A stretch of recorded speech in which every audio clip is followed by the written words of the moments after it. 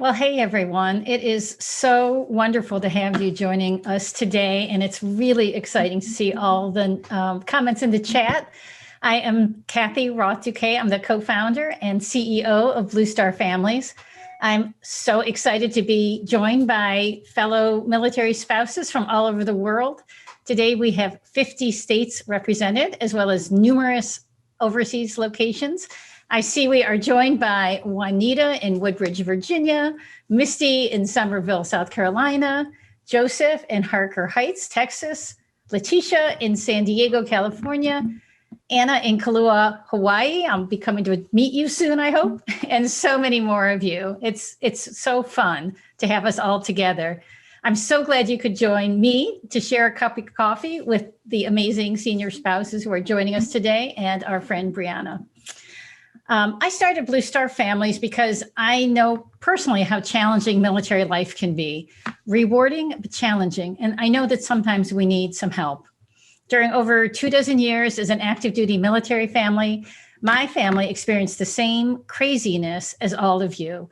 Time apart, deployments, PCS moves, so many other highs and lows, unemployment, reemployment, being a military spouse. I know how important it is to support you and your families. So I think many of you know Blue Star Families is a national nonprofit dedicated to supporting active duty, National Guard, reserves, veterans, and their families from all ranks and services. We strive to be inclusive of all individuals who identify themselves as part of a military family. And we want to make sure military families thrive and find a sense of belonging in the communities in which they live. We know that in order to serve successfully, service members need to know that their families are thriving and supported. And we know that military spouses are really the linchpins in making sure that those families are thriving. So many of us here at Blue Star Families who are part of the military family, we know what it's like to serve the way you do. We understand, we care, and we appreciate you. And that's why today on Military Spouse Appreciation Day, we honor your strength and resilience, particularly now in this time of COVID-19. Throughout the event today, we ask you to chat with us in the chat box, share your stories and experiences. We want to know all about you and celebrate you. Many of you have been sharing your locations in the chat, but if you haven't yet, let us know where you are. Personally, I'm here in McLean, Virginia, right outside of Washington, D.C. The story from the wonderful videos that our friends at Starbucks debuted at the beginning of this event are just a few of the highlights that we've heard from so many of you across the country and beyond. I'm in awe of what all of you have made happen this challenging year. From the moment you get out of bed to the time you put your head on the pillow, you do amazing things. You're special people, and we're grateful for your strength in keeping your family together and keeping our military going. You, your spouse, and our military as a whole are healthy and safe because of you. Also, I know, because I've felt it too, sometimes you're tired, sometimes you're sad, sometimes you need a hug or a friend, and we are here to be that friend too. Starbucks, like many of our corporate sponsors, know that you deserve our thanks. So all of you attending here today are receiving a $5 gift card from Starbucks. Check your email after the event. It will be coming to you because you joined us today. And I want to let you know there's an opportunity to pay this gift forward. If you want to buy a $5 e-gift card for yourself or from anyone else on Starbucks, either online or on your Starbucks app, make sure it's the military themed card. Starbucks will match that $5 gift card that you buy for yourself or your friend or your loved one. They'll match that with a $5 donation to Blue Star Families and Operation Gratitude. So you can really pay it forward if you want to have a cup of coffee after this or give it one to a friend. So please don't forget to stick around until the end, hear all about our giveaways, along with our awesome Blue Star partners. We know how much you do to support your military services and your families. Today is about you, and we can't wait to celebrate you. You deserve this day, and you deserve the gifts. So now I want to introduce a great friend of mine and of Blue Star families and of all military families, and that's the amazing Hollyanne Milly. With so many military spouse badges of honor, including 14 PCS moves under her belt, Miss Hollyanne Milly, the spouse of the chairman of the Joint Chiefs of Staff, General Mark Milley, is here with a special message. Mrs. Milley, thank you so much for joining us today. Happy Military Spouse Appreciation Day to all of our military spouses around the globe. Thank you to Blue Star Families for hosting today's event and for your support of the whole military family. It is an honor to be a part of today's celebration. The chairman and I want to extend our heartfelt appreciation to all military spouses at home and abroad. For the past 37 years, on the Friday before Mother's Day, our nation has celebrated military spouses. We continue to be so proud of the resilience that military spouses show year after year. One of the great strengths of our nation is our military, and we know that the strength of our military comes from our families. You are the glue that holds everything together, whether that means putting the kids to bed while your spouse is on duty, reinventing your career every few years, or handling a PCS move solo. The work you do day in and day out is essential to our nation's mission readiness. Today, we not only share appreciation for our selfless military spouses, but we celebrate you. As a military spouse for more than 36 years, I'm very familiar with the typical challenges faced. This year has had its own share of ups and downs, and military spouses and families have shown even more adaptability in response to changes in deployment schedules, increased child care responsibilities, virtual schooling, moves, and more. Despite all this change, one thing that has remained constant, in my view, is the resilience and adaptability of our military spouses and families. Military spouses continue to support and advocate for one another. While there is always more to be done, I've seen so much positive change during my time as a military spouse, ranging from increased support for military families to spouse employment resources. We encourage you to reach out to one another and to continue to support each other. Thank you all for your steadfast support of your families, our military, and our nation. I know you'll enjoy hearing from such a talented and experienced group of military spouses during the upcoming panel, and I wish you all the best. Thank you for all that you do, and of course, happy Military Spouse Appreciation Day. Welcome back, and I am now looking forward to introducing our panelists.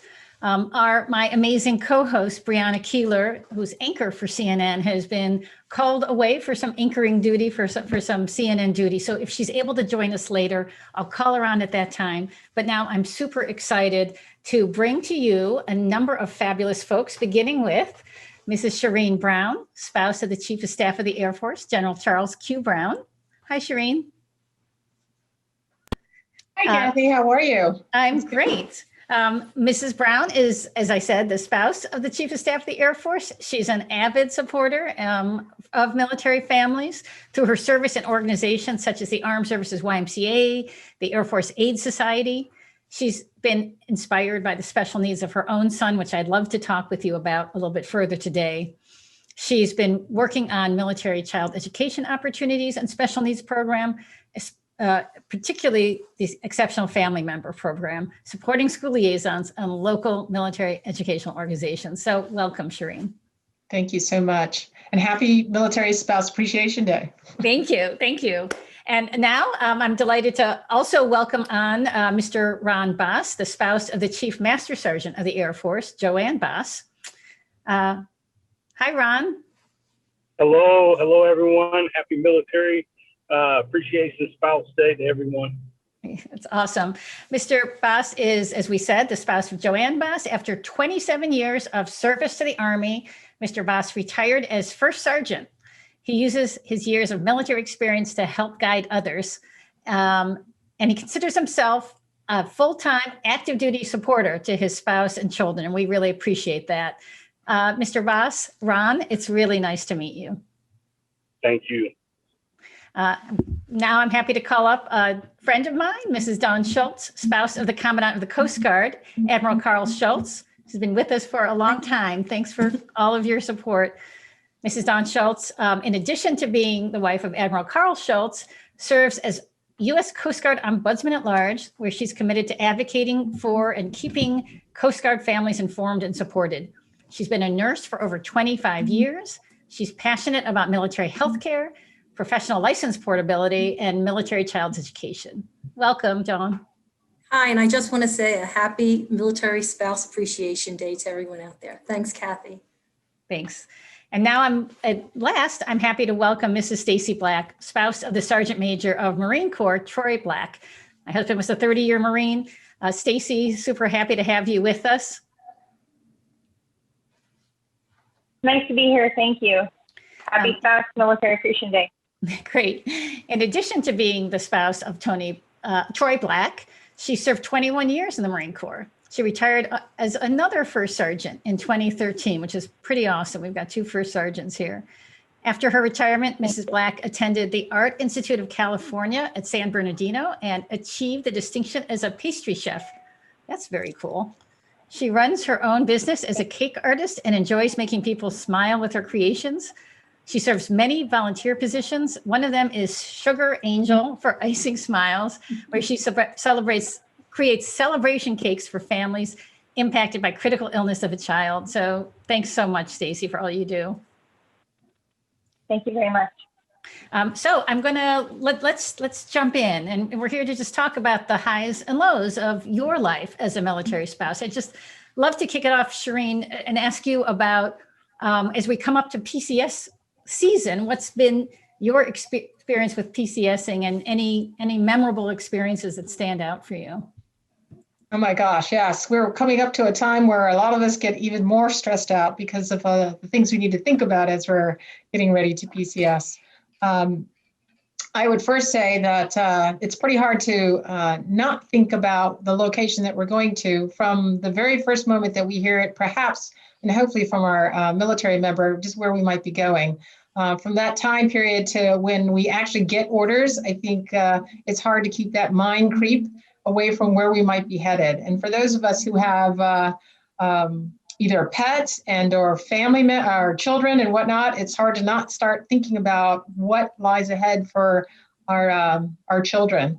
For those of you who, for us personally, moving with as an EFMP family, I have a son, or he's currently up and out of the house and working, but those days when we were moving with him in the house, it was a huge task for me to think about where we were going and start to look for what resources were available My older son is on the autism spectrum, and so that was quite critical for me in making sure that the assignment that we had would allow us to get there.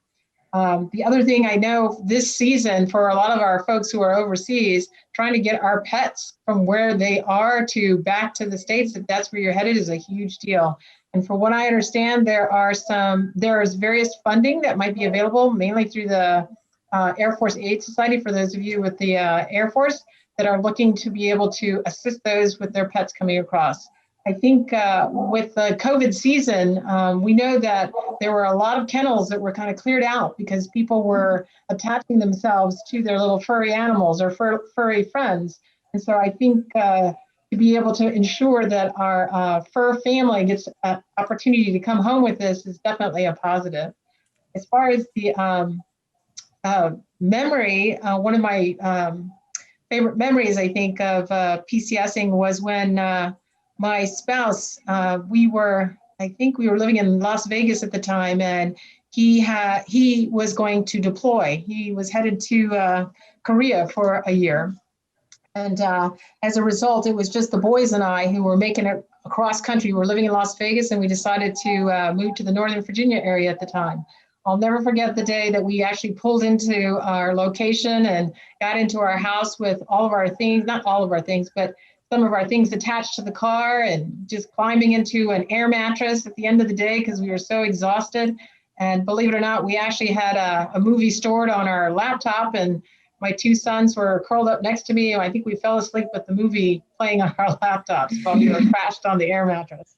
So that always brings warm memories for me when I think of PCSing. It's a stressful time, but it's also a time for us to think about where we might be going. And I'll just mention this one last thing. I would like to say to our families who are PCSing this summer, if you are looking to go to a different location, I know that this is going to be hopefully a little bit more open season now that we hope that COVID is on the downslide. I hope that as you are thinking about where you're going to consider that particular location, because for some of you, it might be the opportunity to see things differently in terms of what the COVID situation is. For some that might be headed to regions where they are currently, it might be a little bit more free and open, liberated, meaning some of the restrictions have been lifted in terms of the masks outside. But as you think about where you might be going, consider what's currently happening there, because some of the locations I'm still hearing are pretty much locked down. And so to make that mental shift when you get there can be a little bit challenging. So kind of keep that in mind. But if you're coming to a place where you two get to be able to be outside with no masks, I think that will be a great thing. But please, for all of our sakes, kind of keep in mind the restrictions, and let's make sure that we get rid of this COVID thing. I think we're all ready for it to disappear. So thank you. Yeah, Shireen, I think that's a great point. In fact, we're kind of encouraging people to put it on your PCS move checklist. Think about getting your COVID shot before you go, because that way you know you're in good shape. You're not going to carry anything with you or pick anything up there. This is definitely true. Definitely true. We want everybody to remain safe as they're moving from one place to another. So. Yeah, wonderful.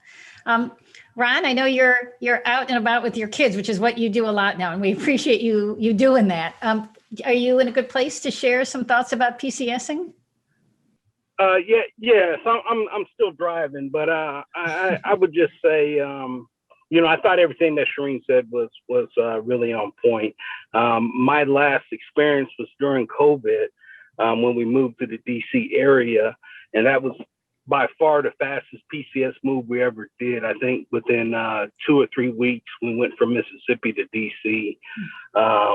And just the trying to prep for what you're not going to have and the inconveniences, and depending on where you're going, that sponsorship program that they have, and trying to just reach out and make sure the family's taken care of. I really enjoyed PCS and overseas because it's a community, it's a tribe. Here in the States, I wish we can somehow reciprocate that stateside, but for anyone who's been overseas, I think you know what I mean when you come into that community. But other than just staying safe, realizing it's COVID, and mentally prepared for the unprepared, the unplanned. And as soon as you can, just reach out and try to, ease that move best as possible. So, Ron, I have to ask you, you PCSed as a service member and then you PCSed as a military spouse. Did you find it was different at all when you did that? Oh, I did. It was very much different as a spouse, because as a service member, you are full of information. As a spouse, I was having to pull that information from my significant other. And it was actually uncomfortable on this one, to be honest with you, just because I've never been in that situation. But, honestly, it went about as well as it could go, considering COVID, considering I had neighbors who were without furniture and their household goods for months. It actually went well. We went without with some things, but we've been doing it for so long. Our resiliency, and just being able to pull through some of that was not that bad as some of the other service members that were PCSing during that time, to include neighbors that I had who were going without. And really, I thought Shireen hit on it well. Wherever you're coming from, wherever you're going to, there are protocols. So you might want to, lean forward as far as possible to try to pull that or extract that information to prepare your family and pets, if you have pets, as we did for that move. Yeah, that's great, and appreciating hearing that difference of your experience. That's pretty fun. Dawn, how about you? Would love to hear some of your thoughts about and some of your stories too. I think, thinking about PCSing for us, as you know, we have 5 children, and 3 of them did 3 high schools each and all moved their senior year. And the other 2 did 2 high schools. So we had a lot of high school moves. Yeah. And the key for us was getting them involved and plugged into the activities they enjoyed as soon as we made that move so they could start build community. And I know this past year, because of COVID and restrictions, our spouses and families weren't able to do that when they PCSed and plug into school, plug into community, church, the different, the things that make us have those connections when we first move somewhere new. So if you are a spouse out there PCSing, I want to say a special thank you to you for your resiliency and your strength of you and your family during this really challenging PCS season. As we move forward to next year, I think the other thing that really got us through, please, MSEC has so many resources. If you're moving seniors or children with special needs, the Military Interstate Education Compact, use that to help advocate. And then lastly, as a nurse, I am so excited about our spousal license and reciprocity reimbursement. Take advantage of that, as well as Department of Labor has the military spouse recognition map, and that can help you get ready as you go to your new location, figuring out what you need to get certified or licensed. So there are just a few of my thoughts, and like I said, can thank you for all that you did this year with the PCS moves. Super. Dawn, did you have a favorite duty station? I would have to say all of them kind of suited where we were in our life. So we were amazing. We were in a small town in northern Michigan, Charlevoix. It had a population of 3,000, and I had 3 babies there because it was cold, and I guess, so anyway, we really enjoyed that duty station, but all of them kind of suited where we were in our life. So yeah, that's awesome. How about you, Stacy? I'd love to hear your PCS thoughts and stories. Well, I'm kind of the same way. I did PCS moves, active duty, and then just as a civilian spouse. And it was totally different to me.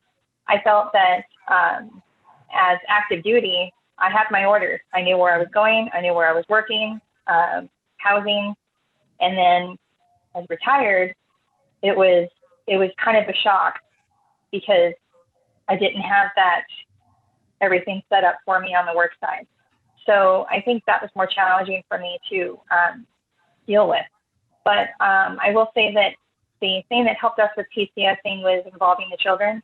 I agree with what Dawn said. You know, we looked forward, we researched, and as soon as we moved this last time, I immediately had the kids in activities. This was pre-COVID. So that really helped, I think, with the transition, because we were able to get them into a church camp and with sports, and they were able to meet people very quickly. Plus, being in the Marine Corps for so long, when we moved, there were some people that we already knew, so we were able to kind of connect with them too. But it's just preparing beforehand, and having 4 kids. I've PCS while my husband's been deployed, and that was interesting. And so having older kids and them probably researching better than I can, they were able to help out, and I think it helped them look forward to moving. Yeah, it's great to hear you former military folks talk about your experiencing PCSing as a spouse, because I think some of us, we kind of get used to it, that this is just what we do. But you know, when you see it from the other side, it's a lot. I mean, I used to feel my part-time job is moving my family, right? Because you got to research schools, you got to research neighborhoods, you got to research activities, you got to research places of worship, and it's not like you do that in 3 days, right? That takes a while. You know, and I also loved what a couple of you said about how you learn to love the place you go, even if you think you don't want to go there.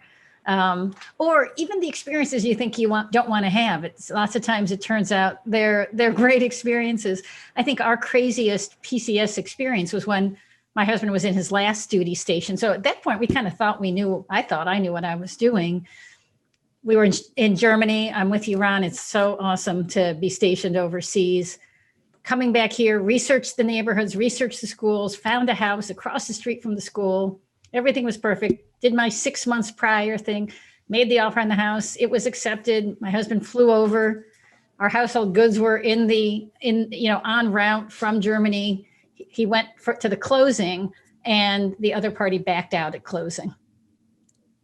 And it's August, and you cannot enroll your children in a public school unless you have a bona fide address. You can't do it from a hotel room, for instance. So we had no house. A retired Army family who we had met 20 years earlier, folks who were in their 80s, who lived in the town near the school, a couple of miles from the school we wanted to live in, said, you know what, move in with us. We'll take all 4 of you. We've got a couple extra bedrooms. You can register your kids and figure it all out. So we lived together for 5 months, and we bought the house from them. And that's where I live today. So no one would plan that. Wasn't what I thought I wanted. Worked out awesome. So that's those stories. Let's move on to a little bit of a slightly, more real issue. I mean, not the PCSing isn't very real, but we don't always talk about mental health in the military. And I thought I'd bring that up because in our recent survey, we heard from people that they sometimes have real struggles. They don't know how to find help. There can be a feeling of stigma or like resilience all the time. And you can feel like, I'm not feeling resilient. Am I falling down on things? So I wonder if you all have some thoughts, and maybe Shireen, I can start with you too, about what advice or what thoughts would you give either for the people who are feeling right now, 21% in our survey right now feeling distress, or for probably most of us who have felt that at one time or another? Well, thanks, Kathy. That is a huge topic for all of us at this particular time. Not only as we all have touched upon, there are a lot of stressors as we kind of move forward just in military life, right? But then throw this pandemic on top of it, it seems to just magnify everything that we're feeling. So I would suggest that folks from the start, if you're acknowledging just the fact that you're not feeling quite like yourself, I think that's the first step. Because sometimes we just aren't recognizing that there might be some warning signs that are going on. So as family members, to be alert to both our children as well as our active duty members and to recognize it in ourselves, I think that's a first step. And then as we move forward, thinking about where we can go and what we can, what services we can participate in and be a part of. I recognize for a lot of our military members, the installation. Going to see various folks on the installation is a huge bonus.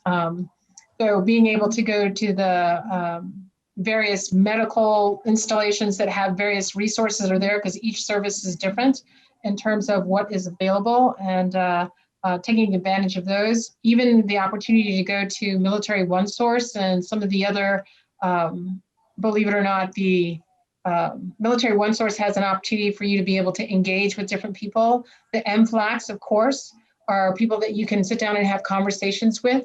That may not seem like much, or folks' idea of getting assistance may not seem like a whole lot initially, but sometimes just the opportunity to talk with someone might be the first right step, and they too can provide you with resources, or at least connect you with a resource that might be more suitable to what you probably would need, or at least would need. The other thing is, lots of folks don't tend to think of the Chaplain Corps, because they too provide confidential engagements for folks to have conversations. And a lot of folks tend to just associate them with faith-based worship, but in fact, they have a very, can have a confidential conversation with you about the things that are going on that may or may not be faith-based. And so they are a wonderful opportunity for you to be able to at least seek out resources, because they too are connected and can help you find what you may need. And the other thing was, I was going to suggest sometimes just the opportunity to share with your friends and family. Lots of times we want to keep some of these feelings deep within us and not be able to share them, when in fact, the recognition that others might be going through the same sort of situations that we are going through, it may seem rather small at the moment or large in our eyes, and that no one else is sort of dealing with them. But what we don't necessarily always understand is that there may be more people experiencing the same sorts of things that we are than is not, and that are not, rather. So having those opportunities, because I believe TRICARE also is looking to connect some of our members and family members with a particular network called Cohen's Veteran Network. And they are huge, because not only will they be able to provide resources to your family members, but believe it or not, your siblings and your parents are also folks who have access to this particular network. So as we think about all these different opportunities are available, I would say check out as many as you can.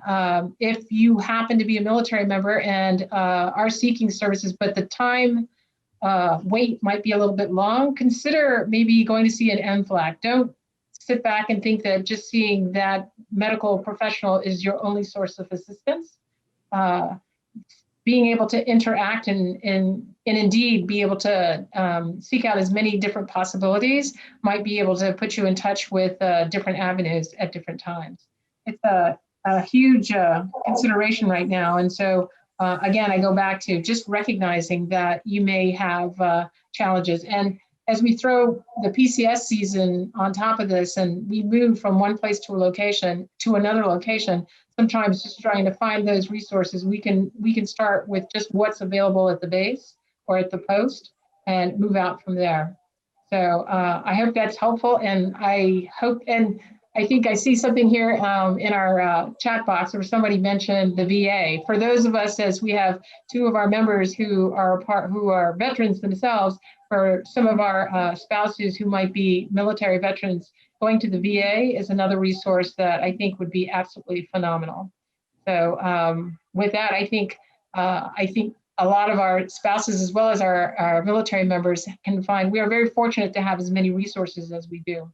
And so to take advantage of them when our opportunities are so great would be a wonderful thing. Yeah, I think that is great. And you mentioned so many terrific ones. My family's worked with Cohen Veteran Network, and they are terrific. They're free. They take TRICARE. They'll be on telehealth, so it's easy to access them. And they've got that military cultural competency that I think makes a difference to so many of us.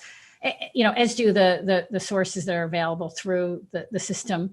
One of our friends in the chat mentioned to remember to reach out to male spouses, because they can really feel isolated. We know a lot of people who might not be like the rest of the community that they're living in, whether they're of a different religion or if it's a community that's of dominant race and someone's, more feels more different in that location. That can be another factor that we can be aware of and be helpful to each other. Ron, you're a male spouse, and sometimes these conversations are not ones that men have as much. We have seen in our survey that a lot of folks who are feeling some distress also feel a lot of inhibition about getting help. What are your thoughts and recommendations about people supporting their mental well-being? It's funny you said male spouse. I have a close friend of mine that just recently retired. His spouse is still active, and they're still in the same location. And he was going through quite a bit during COVID, raising their young child, and really felt like there was no one reaching out to him from the unit, from even friends. He was a leader there, retired there, and really just was going through a hard time. So we all kind of got together and just did a trip to Miami here this past weekend, and that was healthy for him, and it was healthy to be around friends. It was healthy to be able to talk about some things, especially with retirees, because another gentleman that was with us is retired male as well. So it's funny you mentioned that 21%. I absolutely commend that 21% for having the intestinal fortitude to acknowledge it, to actually to move forward, to try to get well, to get better. We still, we as a community, military community, regardless of service, there's still going to be some impacts here. We're still going to have to figure out, especially with our kids and everyone else. But thought I'd just share that. Because it's real, as far as the males, and that particular incident, he was really feeling isolated and by himself. It's so great that he was able to let you know that, and so great that all of you were able to get together and be there for him. I think it's such a great reminder for all of us about, what this can look and feel like in real life. Dawn, what does this make you think about? As a nurse and healthcare provider, it's so easy for us when we have a head cold or, something like that to go get some help before it turns into pneumonia and something more serious. And, I think we should really think of mental health the same way. If we can, acknowledge it and somehow seek some assistance early for ourselves or our family, sometimes that kind of puts us on a path that maybe it doesn't turn into something more serious that needs more intervention. So I would just acknowledge that, everything that Shireen and Ron said, to seek some help. The Coast Guard, we're different than DOD. We don't have a lot of bases. Our families are spread out and not really near any kind of a base footprint. So we rely a lot on TRICARE and mental health resources that are in the community. I'd like to mention we don't utilize Military One Source, but to any Coast Guard families out there, our site is www.cgsupport.com, and they offer many of the same resources as Military One Source, especially for mental health. And I can't pass the opportunity to mention two other sites. And that's our MyCG app that you can download, and also our His Wall app, that is our health, safety, and work life app. And those two apps just have a plethora of resources on mental health, PCSing, employment, anything that you may need if you're a Coast Guard spouse and you're looking for resources. So again, I would say seek help and just try to seek it early and look at it just like it's a physical type of an illness. So it's wonderful. Stacy, I know you've gotten to hear all of the resources everyone else has been listing. So don't feel, yeah, exactly, that you have to add to the resources, but any other, but please do, if there are ones you love that haven't been mentioned, or any other reflections about experiences that, people in your circle or, people in your commands or things like that might be interesting for people to hear about. I just think the biggest thing is that you need to try not to be so independent and do everything on your own. I know that we kind of are taught that as spouses, that we can get through anything, darn it, so let's just do it. But don't be afraid to ask for help. When you see signs, or you think you see signs from either your kids or your spouse or even yourself, or even someone from your tribe, your friends, talk about it.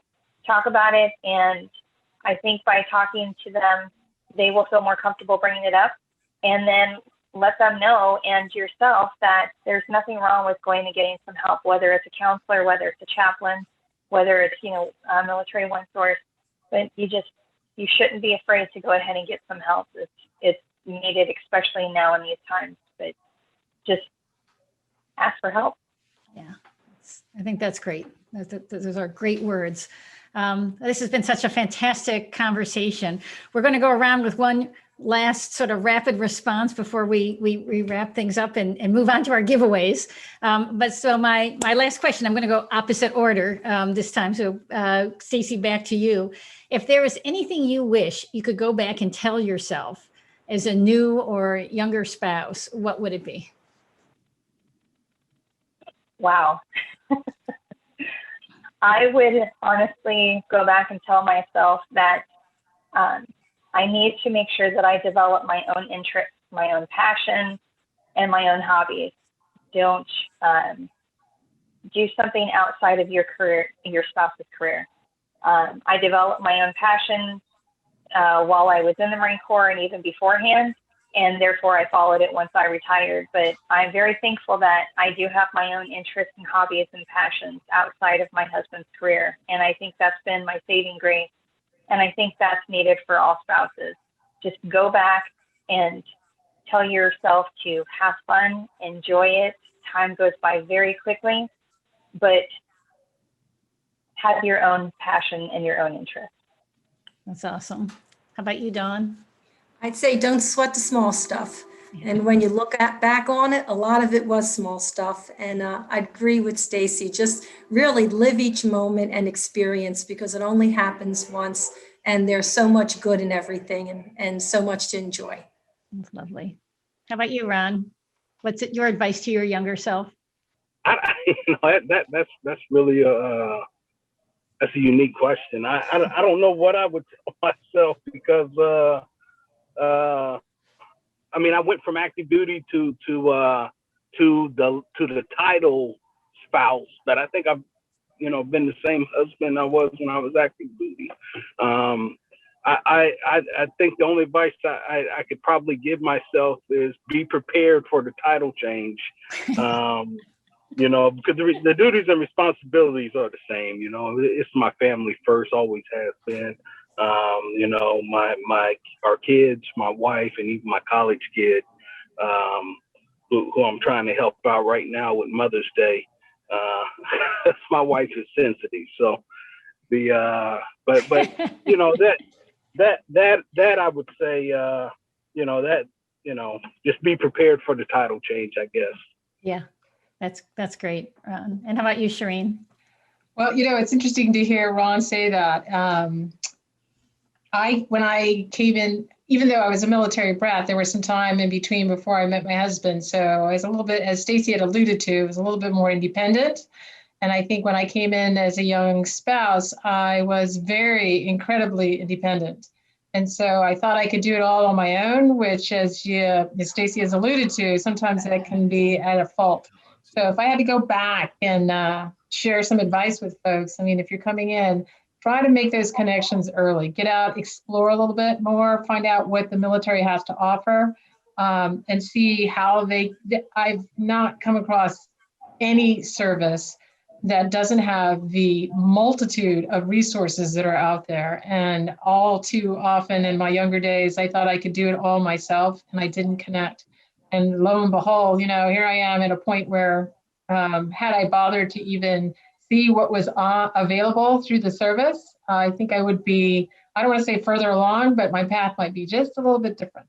So connect as much as you can with those who are in the service so that you can learn what is going on. And then also have the opportunity to figure out, as much as you want to be able to maintain your own self-identity through this through all of this, is try to figure out what your spouse is doing. As Ron said, the title change. I'm trying to keep up with all the different positions that my spouse had along the way, and I couldn't even tell you what those jobs actually were. I'm actually surprised to learn what it is that they do. But understanding what their job responsibilities are along the way, definitely I could have supported him and in a much different way. So 2 things: explore a little bit more about what the military has to offer, and then figure out exactly what it is your spouse is doing, because you can better support in a better way. Yeah, that's very interesting. It's good.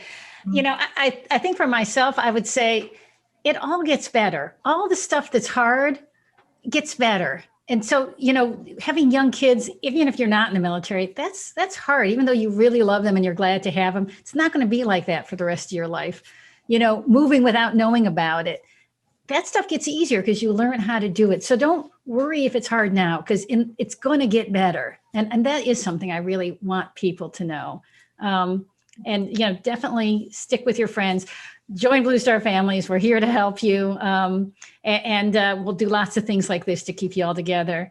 Shireen, Ron, Dawn, Stacy, it's been so super to have you with us. I know from the chat that people have been loving being part of our coffee chat today. So thank you so much. And I hope each of you have a really, really awesome Military Spouse Appreciation Day. Thank you. Thank you. All right. I'm going to let you guys go, and we're going to turn to the next part of our program. This is where we talk about our giveaways. So I just want to say what an amazing group of spouses. And I know everyone here thinks that as well. I want to thank our sponsors and tell you about what we are giving away. First of all, every single one of you here today gets a $5 Starbucks Military Appreciation e-gift card. We hope you really enjoy that. Have a latte on us. And as I said, feel free to pay it out forward by buying a military-themed gift card, giving it to yourself or the person of your choice, and Blue Star Families and Operation Gratitude gets some money from that too. But here's $15,000 worth of giveaways for everyone. A Nomades 25% off discount. Beautiful friend of mine started this back when we were stationed in Paris Island. They're doing fantastic, these military spouses. Bracelets that are themed to where your military journey takes you. Discount code is on the slide, and we will send it out. We also are giving away 3 bracelets and 3 $25 gift cards from Nomades. Our Riveter bag, I think many of you know about that. One of you will get a signature auto handbag, a stylish compliment for any occasion. Our friends at Sleep Number have given us 5 Comfort Fit Ultimate pillows. They are really amazing and they help you sleep, and sleep is so important for all of us thriving. We have 12 1-pound assortments of Munson chocolates. Who doesn't love chocolate? I know it's a staple for me at my house. So we hope those of you who win those enjoy them. Manifesto Home and Office is giving somebody an initial consultation plus a full 6-hour virtual organizing session. Sign me up for that one. Lauren is a certified professional organizer, and she's offering this free 6-hour virtual organizing session. How amazing for PCS season. Rodan in Fields is giving us 2 amazing pampering gift baskets with Active Hydration Body Replenish, Active Hydration Serum, Redefine Lip Renewal Serum, and microdermabrasion paste. Pampering time. Charlie Madison Originals is giving 2 necklaces or sets of earrings, and you get to pick which one you get. Operation Gratitude is giving 5 fantastic gift boxes, which include L'Oreal products. The Container Store is giving 2 bundles of organizing and storage items, which are so popular with our community. Legacy Magazine is giving us many bundles, including companion resources, and they're hot off the press, Volume 7 magazines. Cultivate What Matters, 2021 Power Sheet planners and accessories to help you accomplish your goals this year. Our friends at Dog Tag Bakery, 3 super yummy bakery gift baskets full of Dog Tag Bakery treats. And Google, our friends at Google are giving us almost $5,000 worth of products from Nest Systems, Fitbit watches, tablets, and more. So, like I said at the beginning, this is a small way for us to let you know that we see you. And today is about celebrating you. And we thank you to our great groups of sponsors who we asked for free stuff to give you, and they said yes. And although we are offering more today in honor of Military Spouse Appreciation Day, don't forget that your membership year-round gives you amazing freebies and perks. If you're a new member, you get $700 with your membership. You may already have these membership benefits, but you don't know about them. So take advantage of these $700 worth, including free access to Headspace, Spiritune apps, Thrive Market, and so much more. Please visit our website, bluestarfam.org /family discounts to see what other great perks we have. Brianna. Hello. Welcome. So Brianna Keeler, also military spouse, incredible CNN anchor, woman who is up way past her bedtime since she has begun anchoring CNN New Day. Great Blue Star Family board member. So glad that we could get you in with us today. Yes, I am up very early these days and figuring out my schedule still, but it is so wonderful to see all of the senior spouses here and just to get you all in one place and to get all of your expertise in one place. I know that it means a lot to me to see you and to hear you, and I know it does for so many military spouses. So Brianna, just while we have you, just a couple words. What for you are some, what do you wish you had known? I mean, you've not been a military spouse for long, just 2 years? No, I think 4? 4 years. 4 years. 4 years. Anything you would tell your younger self when you got married that you learned in these 4 years? One of the things I would tell myself is just to, be very happy in the moments where, you feel like it's a success or you are content with how things are going, and know that with the other moments that things are going to pass. Everything is temporary when you're going through a challenge. And I always think of, for us, we've been through 2 deployments in our somewhat young marriage, and you throw small kids into the mix, and it just becomes like logistics. Where do you fit in the time to connect? How do you do your best at work when you're trying to hold up so much at home?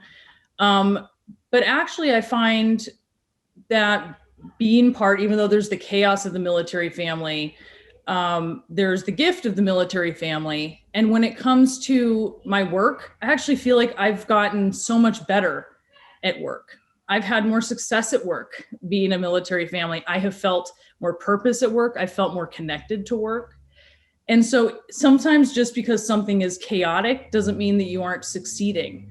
Yeah. That's what I wish that I had known.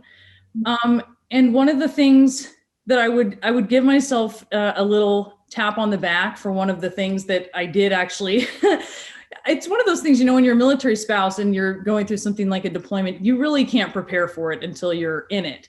But before our first deployment, I decided that we should get a couples counselor. Everything was going fine.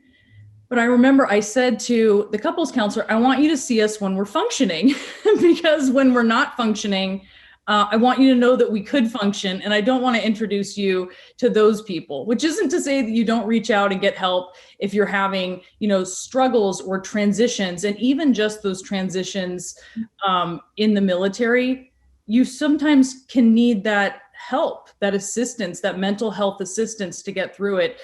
So I didn't really know exactly what I was doing. I didn't know how much it would come in handy, but for us, that has been, I think that has been really key to our family doing its best. And that's something that I tell military families who are young whenever I get a chance. Yeah, that's awesome. So much of that resonates with me. And, I know when I first got married, and I had been a professional, I really wanted to keep my military life separate from my other life. I've watched you as you address that over time. And I think, you actually one does better, right? When you don't try to separate it and when you don't treat it as something that's separate from the rest of you, but it actually informs.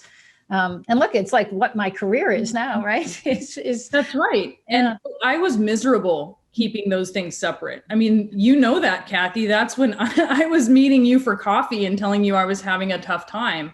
I had I had the advantage of being a military spouse late in life, the advantage to my career being I was able to establish that career and some success early on without dealing with PCSs, which would have been very challenging in a journalism career. But at the same time, I had been used to living that life as a civilian.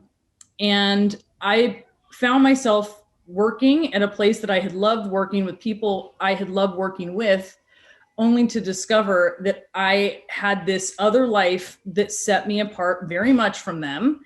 And it made me feel very disconnected and I felt very lonely. I think at that point I had a small baby at home and a toddler, and I had just launched a new show. So you would think, oh, that's great, but my husband, I'd found out that he was leaving during launch week or a couple days before launch week. And so I was managing that on my own, and it was really tough. And it felt like how do I explain this to the civilians I work with? How can they really understand that? And that is actually what led me to write my column Homefront about military families. And that was sort of something that helped, I think, me personally combine work and home life. Yeah. And it just made me feel so much better. And it helped me actually really understand a lot more what I was dealing with by getting in touch with other military spouses. That connection was essential. Yeah. And I think the stories that you tell on Homefront, on the CNN blog, help people see themselves, military families see themselves in the world. And there's something really helpful and meaningful about that to know that we're seen by, major brands, major, icons of our culture. So it's a really meaningful thing. And that's the thing about having a small all volunteer force. So few members of your society have that lexicon for what it is to be in a military family, have that understanding. And, we talk about how that's not how it's always been. I think people are curious about it, but they just don't know. It's like, how do you explain? There are many roles in life. How do you explain to people what that is without them experiencing it? And it's kind of hard. So I think what we're trying to do is help them experience that and also be invested in military family life. And there's a lot of inspirational stories, and people really connect to those. That's what I've learned. Civilians connect to those. Yeah. And so that's what we're really trying to do. Yeah, that's amazing. That's awesome. Well, I want to mention that you're also the lovely cover girl on Military Influencer magazine, cover model. So we're going to post that so everyone can see it. It's a great interview, and our community is certainly embracing you, and we're glad that you're out there kind of flying the flag and representing us. So thanks for joining us today. Of course, Kathy, it's great to see you. It's great to see everyone. And thank you so much for letting me be a part of today. Super. And now we're going to have to let everyone go. But thank you so much for being part of our family, everyone who's on this call. We are going to be putting up at the end of this a link to the 2021 Military Family Lifestyle Survey. Please consider taking this now, because it's how we get our story told, not only in the media, but also through the information that we share with the military services, DOD, the Capitol Hill. If you don't tell us our stories, we can't share that and make change. So please join us now or join us later. Even if you start it and go away from it, you can come back and finish it later. We'll also ask you to take an after action survey to let us know how you like this town hall and what you'd like to see from us in the future. That will be coming in your email along with those gifts. We really look forward to hearing from each and every one of you. We hope everyone listening goes into this weekend feeling supported, appreciated, and encouraged to press forward. Thank you again for joining us today in celebration of Military Spouse Appreciation Day. And thank you for all of your sacrifice and dedication. I hope to see you soon.